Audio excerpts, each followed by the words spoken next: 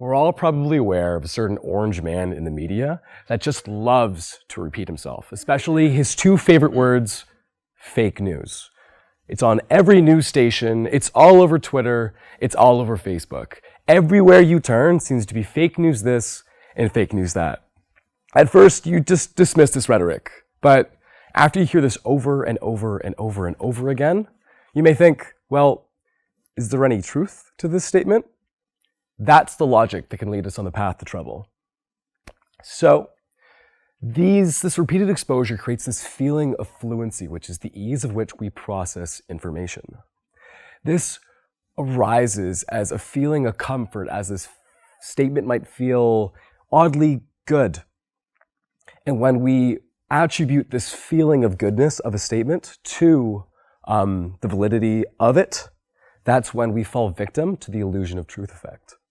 The illusion of truth was first described in 1977 and basically describes our tendency as humans to overestimate the validity of a statement based on a prior exposure to it, regardless of its intrinsic validity. It is a specific example of the misattribution of fluency, where we incorrectly assume a cause and effect relationship. So specifically, this has been creatively studied. So in 1992, researchers presented participants with a study list where statements were explicitly labeled as false or true. And then, after a subsequent time delay of a few minutes or days, they were given a test list and asked to rank a list of statements on 1 to 7, 1 being certainly false to 7 being certainly true. There were new true statements, which I have labeled in green. There was also old repeated false statements, which are in blue. So the body temperature of a chicken is 37 degrees Celsius, which is also present on the test list. And there were new false statements as well, which I've labeled in red. So interestingly, what they found is that participants rate this repeated false statement as more true than this new false statement. But they're both false. Why is one being rated higher than the other? Well, when we're repeatedly exposed to a false statement, this creates a feeling of fluency. We process this information more efficiently in our minds. This creates a feeling of fluency or familiarity. This statement feels oddly alluring. We like it. And then this leads us to the incorrect conclusion that the statement is more true than it actually is. So specifically, validity, a judgment of validity is a function of two things. One, statement familiarity, and the second is source recollection. So if we can explicitly remember where a statement came from, we can remember its source, we can correctly attribute our feeling of fluency to prior exposure. This is akin in the previous experiment where a participant would recognize that that statement came from the prior study list and then correctly assume that the statement was false if it was labeled so. So prior knowledge should negate the effects of illusory truth. Well, it's a little more complex than that. So often enough, our prior knowledge is able to override these feelings of fluency and allows us to arrive at correct conclusions of a statement's validity. So in this situation, saying a statement is correct saying a statement is false, which is correct when it actually is false. However, this is not always the case, and sometimes people fail to bring their prior knowledge to bear.